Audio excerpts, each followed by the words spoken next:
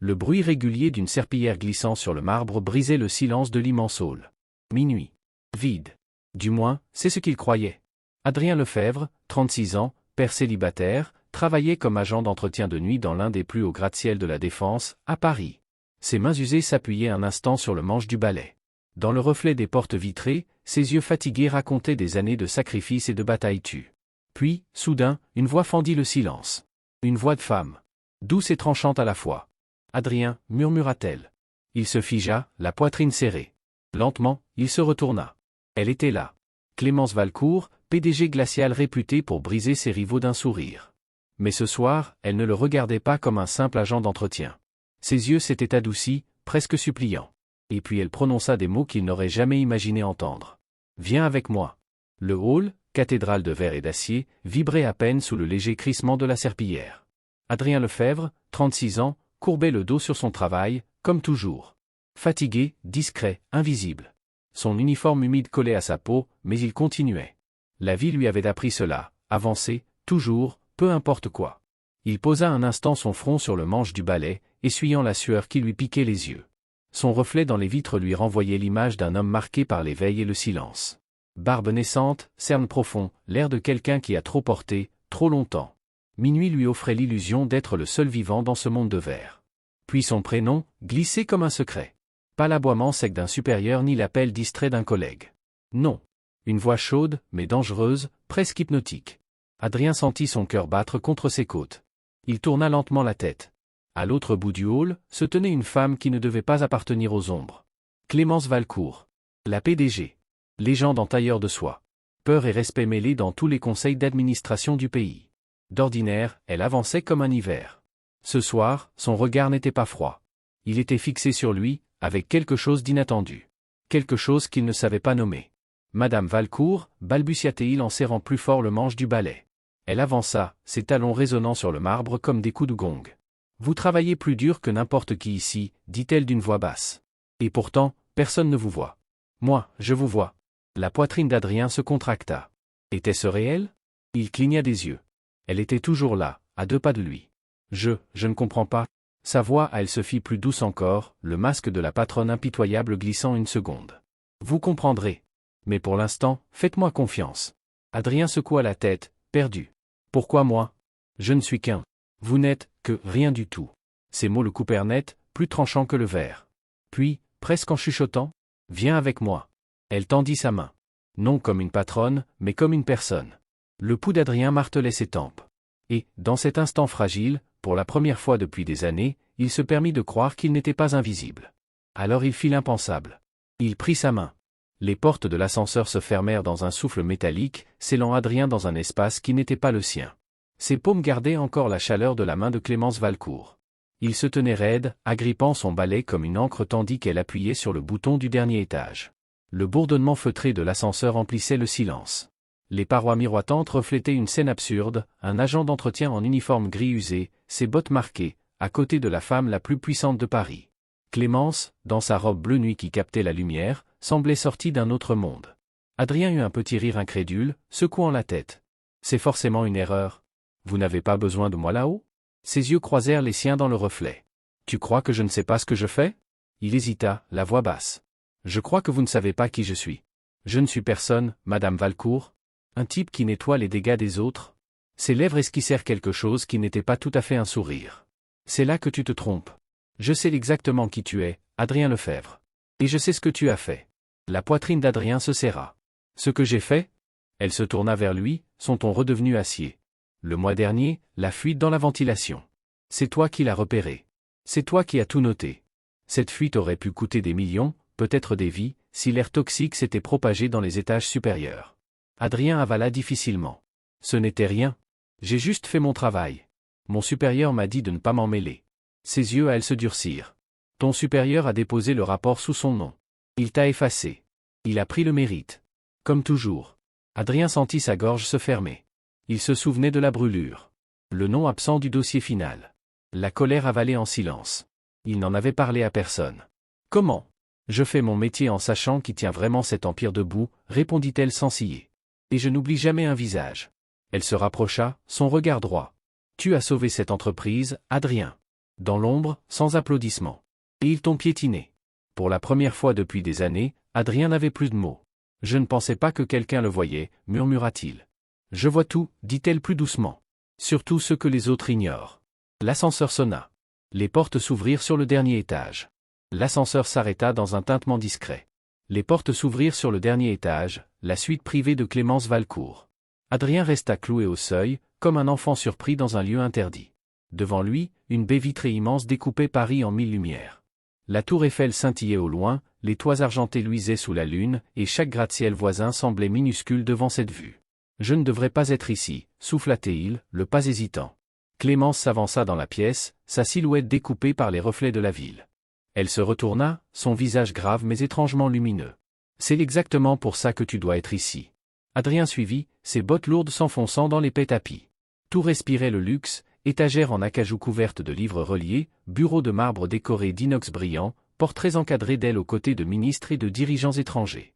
Cet univers n'était pas fait pour lui. C'était un monde qui avalait les faibles sans jamais les recracher. Il resta debout, serrant toujours son balai comme s'il pouvait le protéger. « Pourquoi moi » lança-t-il brusquement. « Vous pourriez engager n'importe qui dans cette ville. Des diplômés des grandes écoles, des têtes pleines de chiffres, des CV parfaits. Pourquoi choisir un agent d'entretien » Clémence s'approcha, ses talons ne faisant aucun bruit sur la moquette. « Parce que ces gens-là veulent tous quelque chose de moi. Le pouvoir, l'argent, l'influence. Ils vendraient leur âme pour grimper encore. Mais toi » elle scruta son visage, la voix ferme. « Toi, tu sais encore ce que c'est que la bonté. » Adrien fronça les sourcils. « La bonté ? La semaine dernière, dans le hall, dit-elle. Tu as donné ton sandwich à ce stagiaire qui n'avait pas de quoi manger. Tu croyais qu'on ne te voyait pas ? Moi, je t'ai vu. » Adrien baissa les yeux. Il avait presque oublié. Le gamin avait l'air si affamé, si honteux. Adrien n'avait réfléchi qu'une seconde avant de tendre son repas. Ce n'était rien. Enfin, rien pour lui. Ce genre de geste, poursuivit-elle, tu crois qu'il ne compte pas. Mais il compte pour moi. Ils disent qui tu es. Adrien secoua la tête, un rire amer dans la gorge. Vous parlez comme si j'étais un héros. Je n'en suis pas un. J'essaie juste de nourrir mon fils. À l'évocation de son garçon, l'expression de Clémence changea. Sa dureté se fissura. C'est exactement pour ça que je te fais confiance. Tu sais ce que ça veut dire, se battre pour quelque chose de vrai. Adrien détourna les yeux.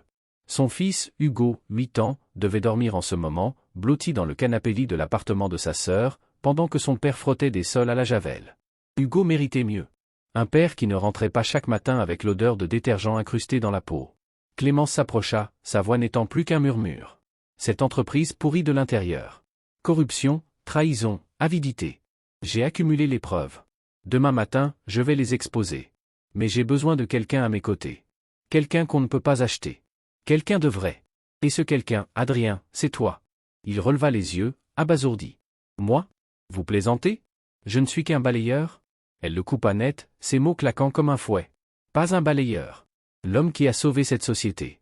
Pendant que les autres fermaient les yeux. Le silence tomba lourd. Adrien sentit ses mains trembler. Pas de peur. D'autre chose. Quelque chose qu'il croyait mort en lui. Un éclat. Une étincelle qu'il n'osait plus appeler fierté. Il inspira profondément, la gorge serrée. Je ne sais pas si j'en suis capable. Clémence tendit la main, effleurant doucement sa manche. Oui, tu le peux. Parce que demain, Adrien Lefebvre ne se présentera pas comme agent d'entretien. Il se présentera comme mon allié. Et quand la vérité éclatera, plus personne n'oubliera ton nom. Les yeux d'Adrien brûlèrent. Trop d'émotions à la fois, peur, doute, espoir, rage contenue. Il pensa à Hugo, à ses grands yeux brillants qui demandaient toujours « Papa, pourquoi la vie est-elle si dure ?» Peut-être que demain serait la réponse. Il hocha la tête, d'un geste ferme. « D'accord. Dites-moi ce que je dois faire. » Les lèvres de Clémence s'étirèrent. Pas en un sourire de victoire, mais en un souffle de soulagement. « Parfait, murmura-t-elle. Demain matin, nous brûlerons leurs mensonges jusqu'aux cendres. » Le matin arriva comme une tempête. Adrien n'y était pas prêt. Il se réveilla avant l'aube, assis au bord de son lit étroit, dans son minuscule appartement du 19 arrondissement. La pièce sentait encore le désinfectant, trace invisible de ses nuits de travail. Dans le coin, son fils Hugo, 8 ans, dormait profondément dans la petite « forteresse » de couverture qu'il avait construite la veille. Adrien resta longtemps à l'observer. La respiration régulière de l'enfant. La paix de ce sommeil qu'aucun adulte ne pouvait plus connaître. Il pensa, si je fais ça, c'est pour lui. Seulement pour lui. Sur la chaise, son uniforme gris était posé. Les bottes usées attendaient, comme chaque matin. L'habitude lui criait de les enfiler. Mais quelque chose se brisa en lui. Assez. Il n'était plus seulement l'homme qu'on effaçait des rapports. Pour la première fois depuis des années, Adrien sortit de l'armoire son unique costume. Noir. Trop grand de taille. Il l'avait porté une seule fois, à l'enterrement de son père. Il le repassa avec soin, les mains tremblantes. Puis il se regarda dans le miroir. Les mêmes cernes, les mêmes rides. Mais dans ses yeux brillait autre chose, une détermination qu'il croyait perdue. Lorsqu'il arriva devant la tour de la Défense, le vigile fronça les sourcils. « Lefebvre, vous êtes attendu. » Ordre de la direction. Adrien sentit son cœur bondir. Le gardien écarta la barrière.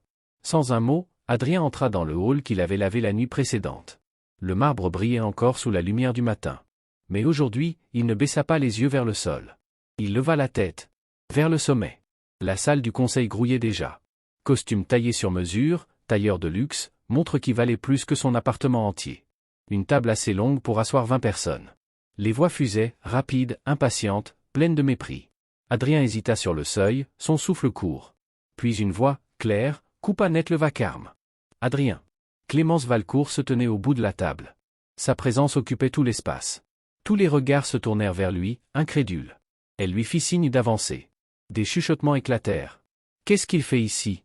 C'est l'agent d'entretien, non? Ridicule.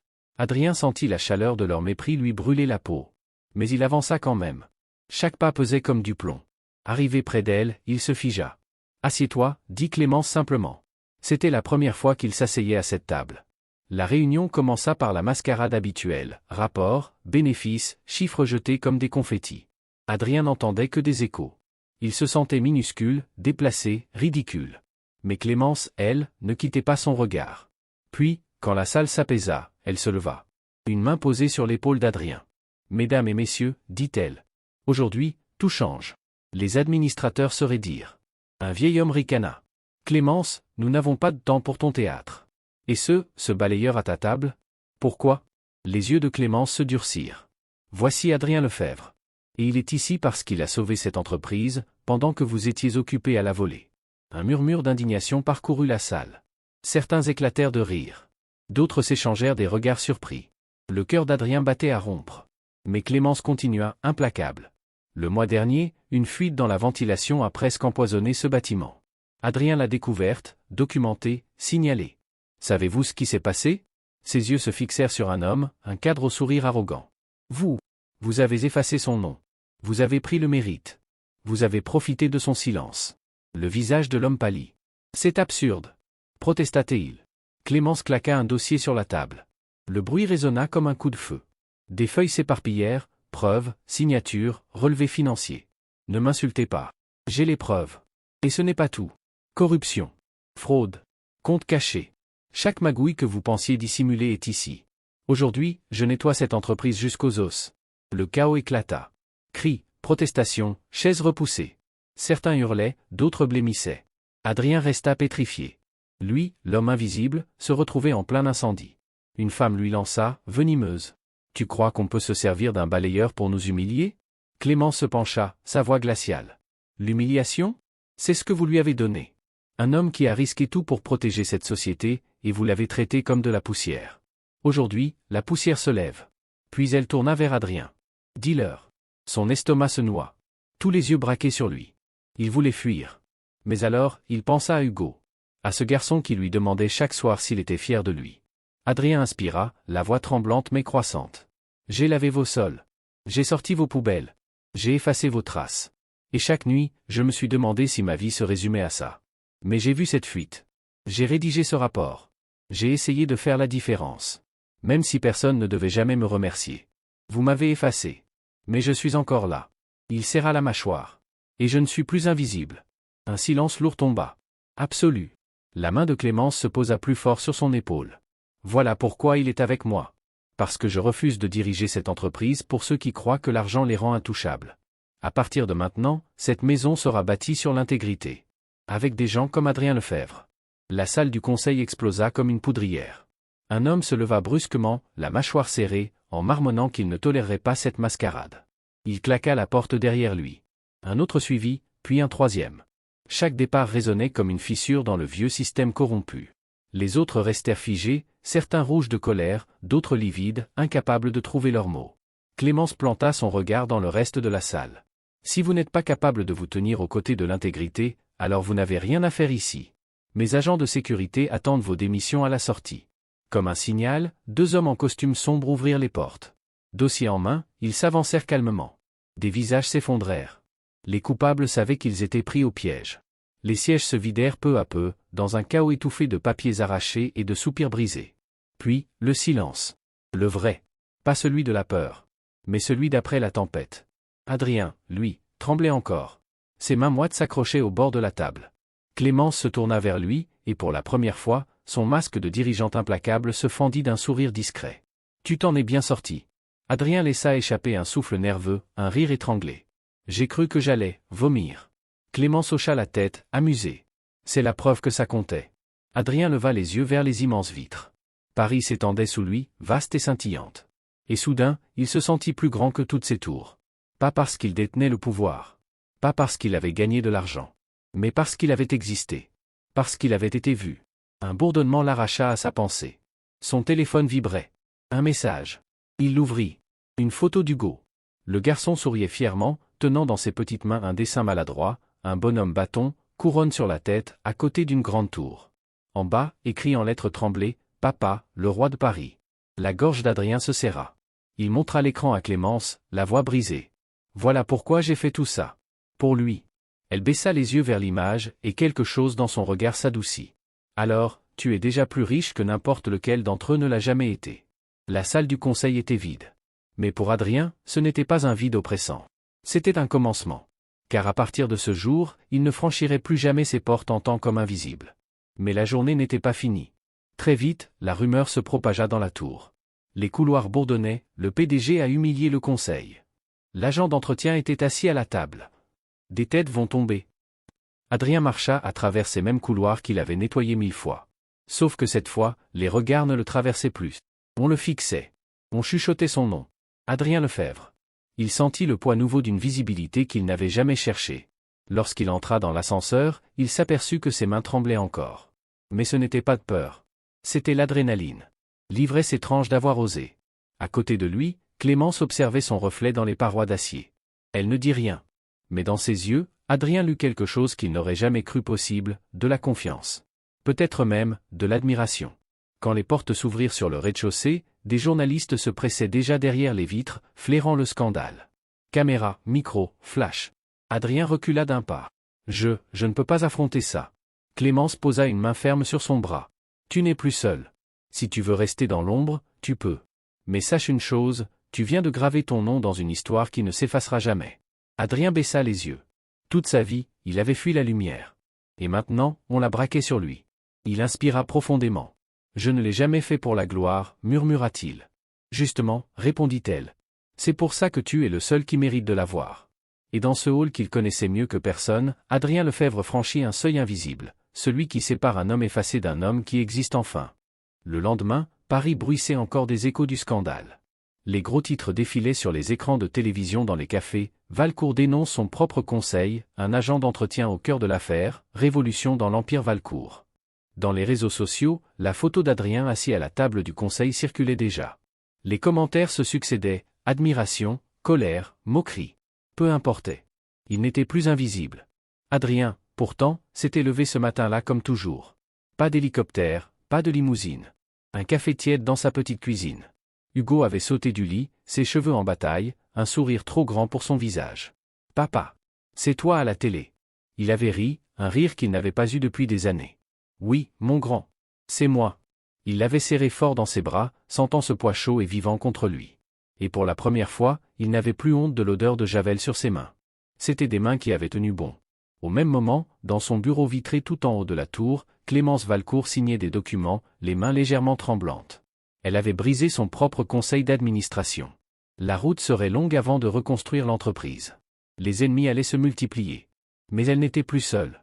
Lorsqu'Adrien franchit le seuil de la tour, les regards se tournèrent encore. Mais cette fois, il ne sentit ni gêne ni peur. Il traversa le hall comme un homme qui sait où il va. Clémence l'attendait dans son bureau. Pas de protocole, pas de mots en trop. Elle leva simplement les yeux vers lui. « Ils sont partis, dit-elle. La moitié des cadres ont donné leur démission. On a perdu des contrats, mais on a gagné autre chose. » Adrien hocha la tête, silencieux. Tu sais, reprit-elle plus bas, hier tu n'as pas seulement sauvé une entreprise. Tu m'as rappelé pourquoi je me bats. J'avais oublié. J'étais devenu comme eux. Fermé. Cynique. Mais toi, tu as ramené quelque chose que j'avais perdu. Il la regarda, surpris. Quoi donc? Elle eut un sourire infime. La foi en l'humain. Adrien détourna les yeux vers la baie vitrée. La ville se déroulait en dessous, pleine d'histoires anonymes comme la sienne. Combien de gens, en ce moment même, se croyaient invisibles? Combien attendaient qu'on leur dise qu'ils comptaient? Il pensa à Hugo. À son dessin d'enfant. À cette couronne maladroite au-dessus du bonhomme bâton.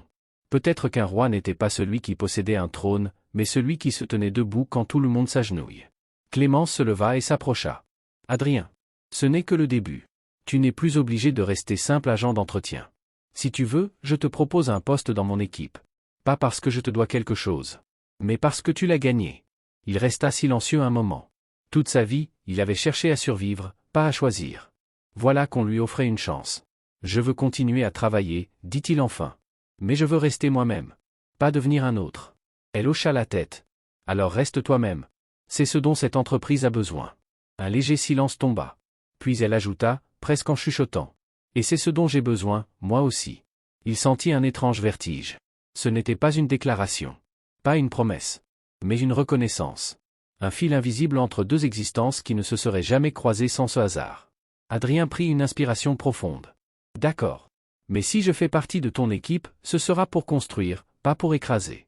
C'est exactement ce que je voulais entendre, répondit-elle. Ils restèrent un instant face à la ville, dans ce bureau qui n'appartenait ni tout à fait à l'un ni à l'autre. Puis Clémence rompit le silence. Adrien, hier tu as marché à mes côtés. Aujourd'hui, tu marches par toi-même. Il baissa les yeux, un sourire discret aux lèvres. Non. Aujourd'hui, je marche pour mon fils. Et dans ce simple échange, il sut que quelque chose venait de changer pour de bon. Plus jamais il ne retournerait dans l'ombre sans avoir essayé. La journée s'étira, pleine de nouvelles signatures, de nouveaux visages, de nouveaux combats. Mais au cœur de tout cela, Adrien Lefebvre n'était plus le balayeur oublié d'une tour de verre.